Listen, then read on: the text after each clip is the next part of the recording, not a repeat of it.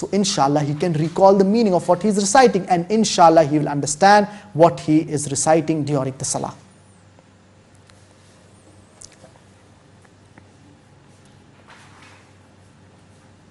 The next question. Assalamu alaikum. My name is Yusuf. I am a student from Cape Town, South Africa. My question is, since Islam supports freedom of religion, should non-Muslims be allowed to drink alcohol in a Muslim country if their religion allows it?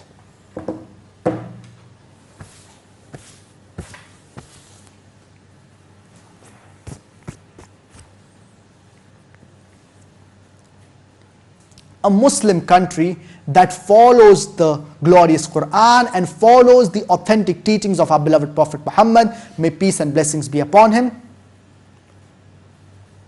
they should not allow the consumption of alcohol in this Muslim country, even for the non-Muslims, because when a person has alcohol, it not only damages an individual, but it even damages the society.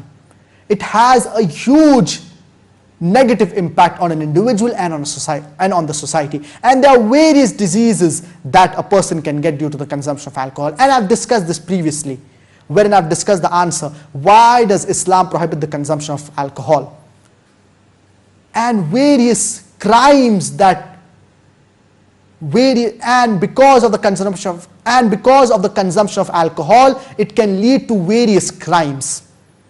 When a person, he drinks alcohol, when he is drunk, there are high chances that he can commit crimes. For example, murder, for example, rape, for example, robbery, etc. And we see that when a person is drunk, his inhibitory center itself, it is inhibited. So therefore he commits things that are bad, that are evil, that are wrong, which generally he would not do.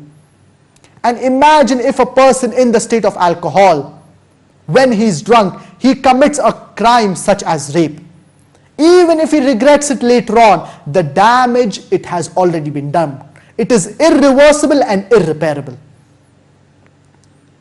So in a Muslim country, if the government follows the glorious Quran, follows the teachings of our beloved Prophet Muhammad, peace be upon him, they would not want their citizens to be harmed, and they would not permit their citizens to drink alcohol, even if the citizens are non-Muslims. And every country has its own rules and regulations. For example, in most of the countries in the world, drugs are illegal. A person cannot argue and say that I have freedom of action, why can I not have drugs? What is the harm? I have freedom of action. But the governments today in the world, and any country wherein it is illegal to have drugs, they are concerned about their citizens. They do not want their citizens to deteriorate in their health. They do not want their citizens to get diseases, and they do not want it to have a negative impact on the society.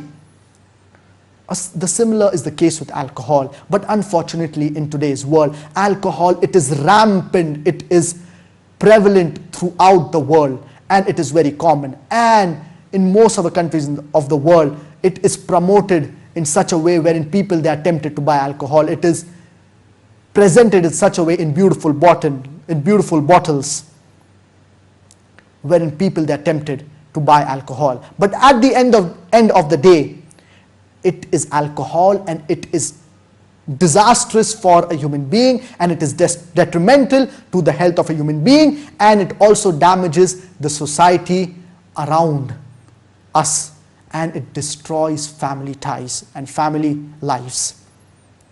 So we should see to it that we abstain from the consumption of alcohol.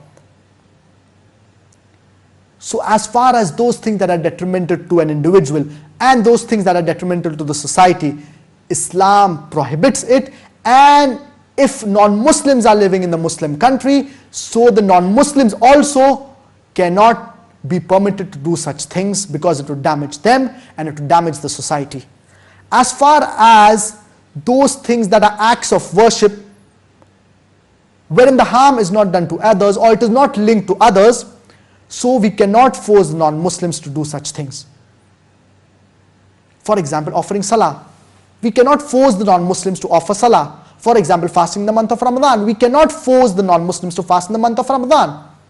And Allah subhanahu wa ta'ala says in the glorious Quran, Surah Al-Baqarah, chapter number 2, verse number 250. In Surah Al-Baqarah, chapter number 2, La ikraha fid deen. Let there be no compulsion in religion. قَدْ تَبَيَّنَ الرُّشْدُ مِنَ الْغَيِّ. Truth stands out clear from error. So, no one can compel any non-Muslim to embrace Islam at the point of the sword or at the point of the gun. Forcing anyone to embrace Islam, it is prohibited. It is haram. If a person wants to accept Islam willingly, very well, he can accept Islam, but he cannot be forced to accept Islam. So I hope that